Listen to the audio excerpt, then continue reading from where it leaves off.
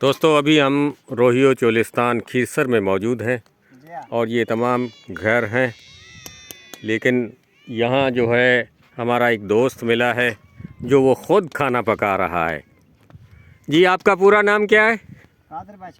कादिर बख्श, ये सुनाएं, ये आप ख़ुद पका रहे हैं, क्यों? आप पकावनी आप खावनी है। अच्छा, हाँ उनकी मौज है। मौज है। अच्छा, पानी दा सुनाओ। पानी की कमी है। अच्छा, बरसात नहीं थी? बरसात छी नहीं। खूह दा पानी है। अच्छा, खूह दा पानी कौड़ा है कौड़ा है ते हुण जरा टांके च पानी है पीवन दा हाली। अच्छा, हाँ पल बरसात च मौज होंदी है, बरसात है बड़ी मौज है। सर्दी च बहुत है।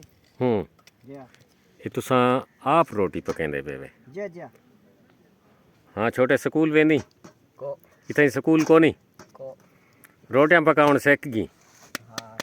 हाँ हाँ। कौन सके स्कूल का नहीं ठीक से।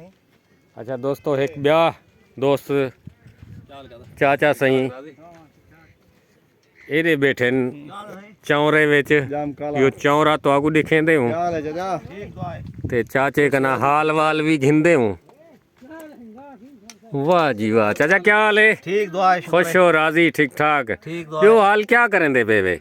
ये आलू कब बैठे है? अच्छा वाले पके सो? जी हाँ। अच्छा, हाँ तुम्हारा नाम क्या है? गुलशेर। गुलशेर। जी हाँ। ये वेल देखो चौरा पूरा क्या नाल काठे नाल बनया होया जी है। हाँ काटे।